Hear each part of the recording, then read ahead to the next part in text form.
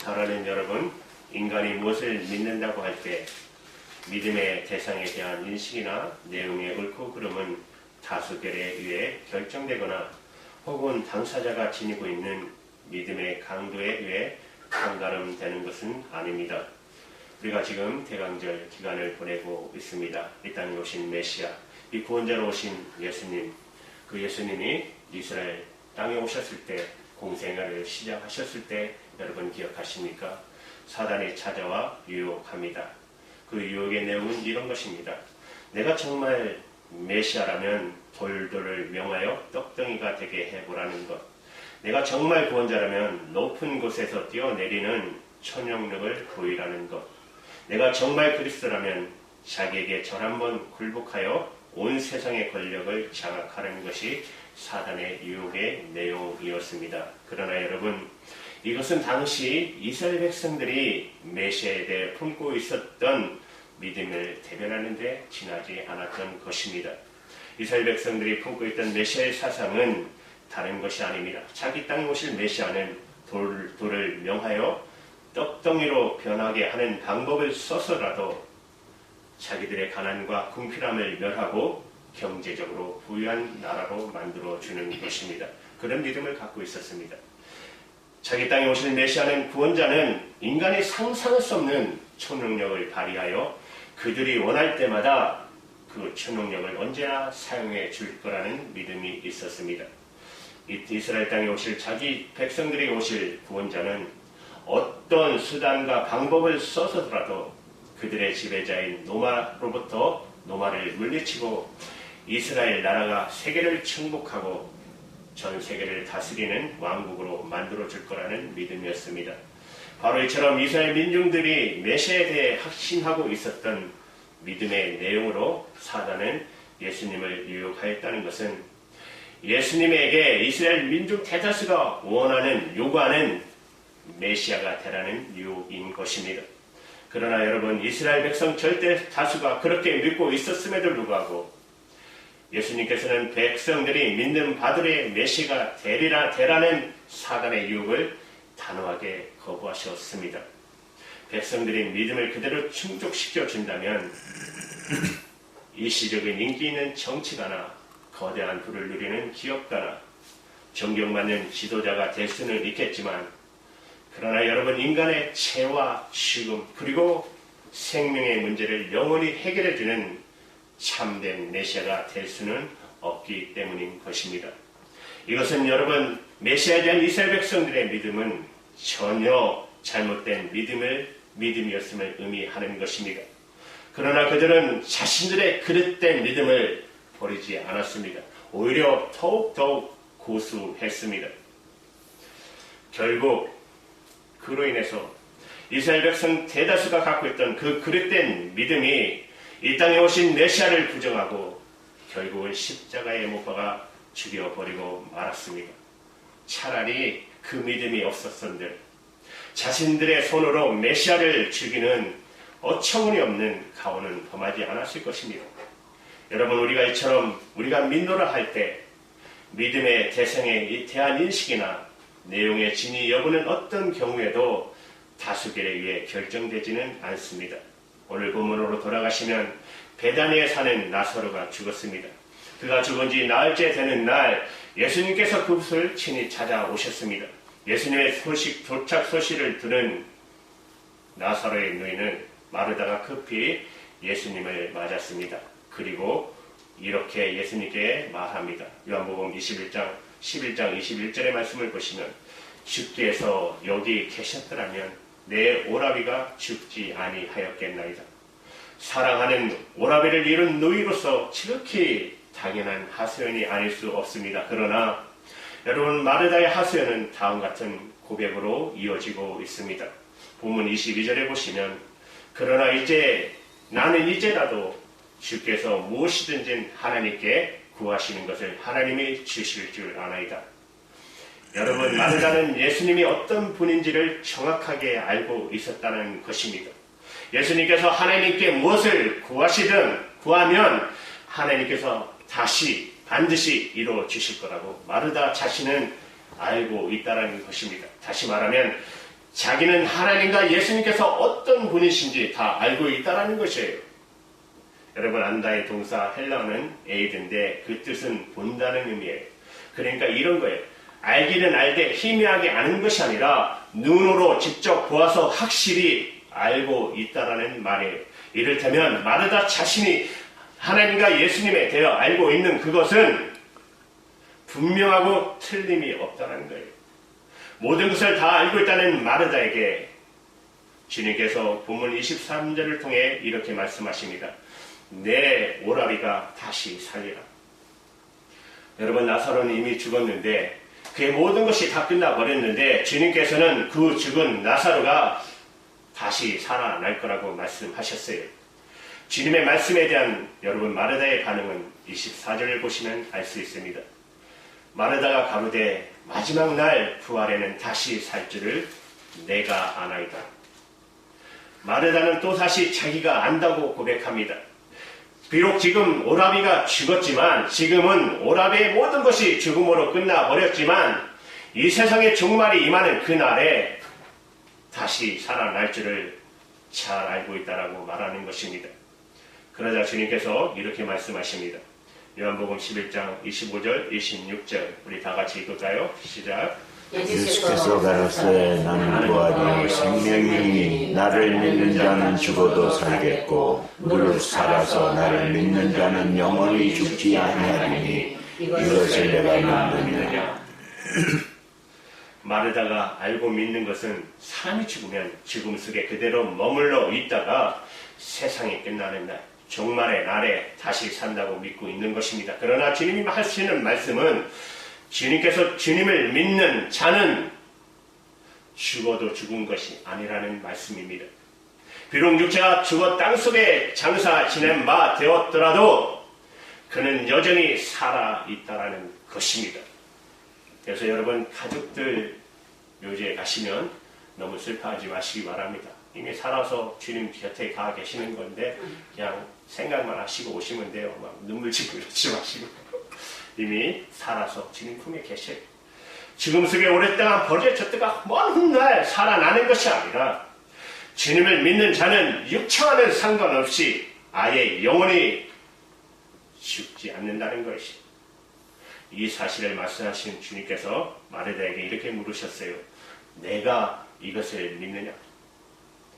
주님의 이 질문에 대한 마르다의 대고백을 보시기 바랍니다. 27절에 이렇게 고백합니다. 주여 그러하이다. 주는 그리스도시요 세상에 오시는 하나님의 아들이신 줄 내가 믿나이다. 여러분 이거 누가 처음에 고백했죠? 베드로죠. 주는 그리스도시요 살아계신 하나님의 아들이다. 마르다는 내가 믿나이다고 분명하게 고백합니다. 주님은 그리스도십니다. 이 세상에 오신 하나님의 아들이십니다. 곧 성자 하나님이시기에 주님을 믿는 자는 영원히 죽지 않는다는 것을 믿습니다. 주님을 믿는 자의 죽음은 죽음이 아니라는 사실을 확실히 믿는다는 거예요. 얼마나 분명한 믿음의 고백입니까? 얼마나 확실한 믿음이 분명합니까? 마르다의 고백을 들으고 주님께서 곧장 나사렛의 무덤으로 찾아가셨습니다. 마르다는 물론이요 많은 사람들이 예수님의 뒤를 쫓아갔습니다. 여러분 예수님께서 나사렛의 무덤을 찾으신 까닭은 죽어 장사 지낸 나사렛의 육체를 다시 일으키심으로 이 땅에 오신 당신의 목적, 당신을 믿는 자는 영원히 죽지 않는다는 다시 주님의 말씀이시며 그 말씀이 당신의 말씀이 사실임을 전능하시고 거룩하신 하나님께서 유한한 인간의 수준으로 합의시켜 주시기 위해서 하나님께서 그 나사로를 일으키시는 것입니다. 나사로의 무덤에 도착하신 주님께서 그 무덤 입구를 가로막는 돌문을 치우라고 말씀하십니다. 요한복음 11장 39절입니다. 예수께서 가라사대 돌을 옮겨 놓으라. 그런데 여러분 마르다의 반응을 보십시오. 네 마르다가 가로되 주여 죽은 지가 나흘이 되었음에 벌써 냄새가 나나이다. 지금 예수님께서 죽은 나사렛의 육체를 일으키시게 무덤 문을 열라 하시는데 조금 전까지만 해도 주는 그리스도시요 당신은 하나님의 아들이십니다. 내가 믿나이다. 그렇게 고백한 마르다의 고백은 뭐예요? 이미 죽은 지 나흘이 되어 시체가 심하게 썩음으로 그것은 불가능합니다. 주님. 마르다는 주님께서 하나님 아버지께 무엇을 구하시든 하나님께서 다 이루어 주실 것을 믿고 보고 안다고 자신한 마르다입니다. 하나님과 예수님께서 어떤 분이신지 자기는 다 안다고 하고나며 공언했던 사람이에요. 주님은 그랬으시오. 하나님의 아들 곧 성자 하나님이신 거로 주님을 믿는 자는 죽어도 영원히 죽지 않는다는 것을 내가 믿나이다고 확신했던 마르다입니다. 그런데 지금 주님께서 죽은 나사로의 육체를 무덤에서 일으키시는 지금 마르다는 그것은 불가능하다고 예수님을 가로막고 나선 것입니다. 여러분, 그렇다면 마르다가 하나님과 주님을 안오라고 호언장담했던 그 암이란 도대체 무엇이란 말입니까? 내가 믿는다고 그렇게 힘주어 강조했던 그 믿음의 내용이란 또 무엇이란 말입니까? 여러분, 참으로 쓸모없는 암이요 허망한 믿음이 아닐 수 없습니다. 그러므로 우리가 믿는다 할 때 믿음의 대상에 대한 인식이나 내용의 옳고 그름은 당사자가 지니고 있는 믿음의 강도에 의해 판가름되는 것이 절대로 아닙니다. 우리가 얘기하신 것처럼 같이 성지순례 가보고 싶죠. 그죠? 예수님이 당시 가셨던 그 모든 것을 한번 거닐어 보고 예배도 하고 싶었습니다. 그러나 여러분, 한우 목사님께서 쓰신 칼럼을 보면서 다시 한번 우리가 성지순례의 의미가 무엇인가를 깊이 생각하게 되었습니다. 여러분, 한번 제가 소개해 드릴게요. 보세요. 나는 소위 성지순례를 다녀왔습니다. 제가 성지순례라는 말 앞에 소위란 단어를 붙인 까닭은 무수부재하신 하나님이 계신 곳이라면 이 세상 모든 것이 다 거룩한 성지인즉 특정 지역만을 성지로 국한하는 것은 옳지 않다는 생각에서입니다. 그럼에도 불구하고 소위 사람들이 말하는 성지순례를 나선 것은 두 가지 이유 때문입니다. 첫 번째는 인격자여 영이신 하나님을 믿는다는 그리스도인들이 얼마나 미신적인 신앙을 갖고 있는지를 확인해 보고 싶었기 때문입니다. 예수님께서 베들레헴에서 탄생하셨다고 성경은 밝히고 있습니다. 그러나 베들레헴 어느 곳 어느 지점에 태어나셨는지는 아무도 모릅니다. 그러나 후세의 사람들은 베들레헴의 한 지점을 정하여 그곳을 예수님의 탄생지라며 예배당을 세웠고 그 후 사람들은 그 장소를 신성시하며 마치 우상을 섬기듯 하고 있습니다. 예루살렘은 베들레헴보다 더 심합니다. 예루살렘은 예수님의 부활 승천 후 여러 번 파괴되었다가 다시 재건되었습니다. 로마군에 의해서, 이슬람군에 의해서, 십자군에 의해서 또다시 이슬람군에 의해 차례대로 철저하게 파괴되고 그 폐허 위에 새로운 예루살렘이 건설되곤 했습니다. 붕괴된 예루살렘 위에 새로운 예루살렘이 건설되는 것이므로 예루살렘이 새로이 건설할 때마다 예루살렘은 그 이전보다 높아지게 마련입니다. 이것을 고고학적 용어로는 테루 현상이라고 합니다. 이와 같은 테루 현상이 몇 차례 되풀이 되었던 예루살렘의 경우 2000년 전 예수님이 계시던 당시의 예루살렘은 현재의 예루살렘 지하 50m에 매몰되어 있다는 것이 정설입니다.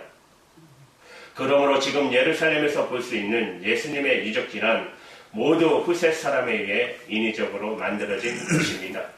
그럼에도 불구하고 사람들은 그 유적지에 예배당을 세우고 그 공간 자체를 우상시함으로 막상 예수님을 그리스도를 인격적으로 만날 기회를 놓쳐버리고 맙니다.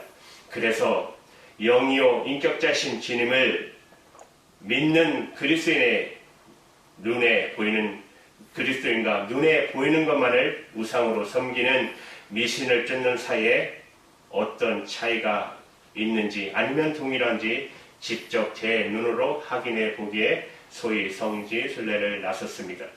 두 번째는 예수님께 사셨던 자연을 접해보고 싶었기 때문입니다. 지난 2000년 동안 인간의 손이 닿는 곳에는 예수 그리스도의 흔적이 다 파괴되었지만 자연만은 변함이 있을 리가 없습니다. 예수님께서 거니시던 갈릴리 해변을 거니면서 그분이 호흡하셨던 공기를 마시면서 그분에게 내렸던 태양 아래서 그분을 올려보셨던 하늘을 쳐다보며 우리 주님의 흔적을 느껴보기 위해 소위 성지순례를 나섰습니다. 그 성지순례를 통하여 저는 참으로 많은 것을 확인했고 깨달았고 느꼈습니다. 결론적으로 한 가지만 말씀드리면 인간은 거듭하여 교회당을 세웠고 하나님께서는 거듭하여 그 교회당을 파괴하셨다는 사실입니다. 이스라엘 전역에 가는 곳마다 교회당이 세워져 있습니다. 모두 하나님을 알고 하나님을 믿는다는 그리스도인들이 세운 것입니다. 그들은 웅장한 예배당을 짓는 거야말로 최상의 믿음이요 자기 자신을 바로 세우는 일이라 믿어 의심치 않았습니다. 그러나 그 숱한 예배당 가운데 이교도에 의해 파괴되지 않았던 예배당은 없습니다. 심한 경우에는 몇 번씩이나 파괴되었습니다. 하나님께서 그 예배당을 기뻐하셨다면 그처럼 철저하게 파괴되는 것을 방치하시지는 않았을 것입니다. 인간은 예배당이 파괴될 때마다 파괴된 그 터 위에 어김없이 예전보다 더 큰 예배당을 지었습니다. 그래서 지금은 어떻게 되었습니까? 모든 예배당은 장사꾼들과 관광객들의 구두발 아래 집합기만 할 뿐, 여러분 이것이 핵심이에요. 주님과 인간 사이에 불꽃 튀는 신령과 진정의 예배가 드려지지는 않습니다. 그것은 단지 교회라는 이름의 관광 명소일 뿐입니다.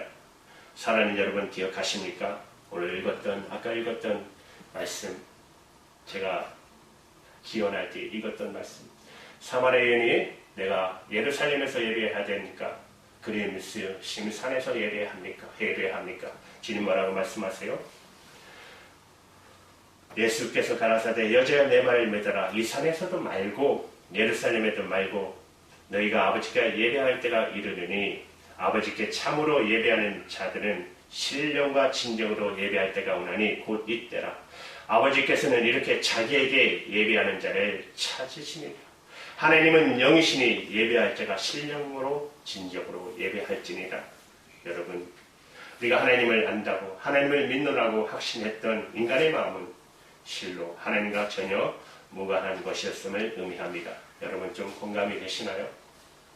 사랑하는 여러분, 우리가 주님을 믿는다 할 때 주님에 대한 인식이나 믿음의 내용이 옳고 그르냐 하는 것은 절대로 다수결에게 결정되는 것도 우리가 소유하고 있는 믿음의 강도로 판가름 나는 것도 아닙니다. 성경은 우리를 가리켜 양이라고 부릅니다. 여러분 여러 번 저 말씀드렸죠. 양의 특징에 대해서 말씀드린 적이 있습니다. 다시 말씀드리면 양의 특징 첫 번째는 양은 고집불통입니다. 한번 고집 피우면 장정이 2명이 앞에서 끌고 뒤에서 밀어도 끔찍도 하지 않습니다. 두 번째 양의 특징은 지독한 근시함입니다. 조금만 떨어져도 자기 동료를 찾아가지 못합니다. 그래서 양은 이동할 때 자기 동료의 엉덩이만 보고 따라갑니다.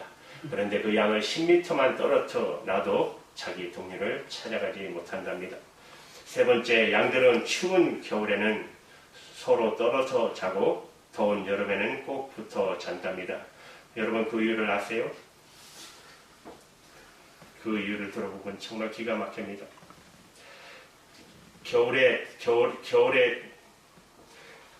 겨울에 붙어서 자면 상대방이 따뜻해하는 꼴을 보기 싫어서 떨어져서 여름에는 서로 붙어서 잔답니다. 왜요? 상대방이 시원해하는 꼴을 보기 싫어서 붙어서 잔답니다. 말하자면 양은 극도로 이기적인 동물이라는 것입니다. 하나님께서 인간을 양으로 보신 것은 인간의 실상을 너무나 잘 알고 계시는 하나님의 적절한 비유가 아닐 수가 없습니다.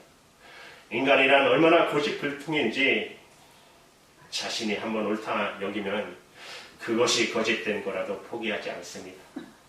인간이 얼마나 근시한인지 목적에 이득에만 혈안이 되었을 뿐 그 외의 것은 아예 보려고도 하지 않습니다. 또 얼마나 이기적입니까? 다른 사람이 잘 되기를 바라면서 그가 나보다 더 잘 되는 것은 용납하지 않습니다. 나보다 앞서는 사람은 어떤 방법을 써든 끌어내야 직성이 풀리지 않습니까? 어디 그뿐입니까? 세상 사람들이 다 망해도 나만 잘 되면 된다는 하고 기뻐하지 않습니까? 지금은 한국 입시철이죠. 다른 아이는 다 떨어져도 내 자식만 대학에 입학하면 그것으로 만족하지 않습니까? 전 인류를 창조하신 하나님의 마음을 이런 고집불통, 이런 근시한, 이런 이기심으로 우리가 어찌 알 수 있겠습니까?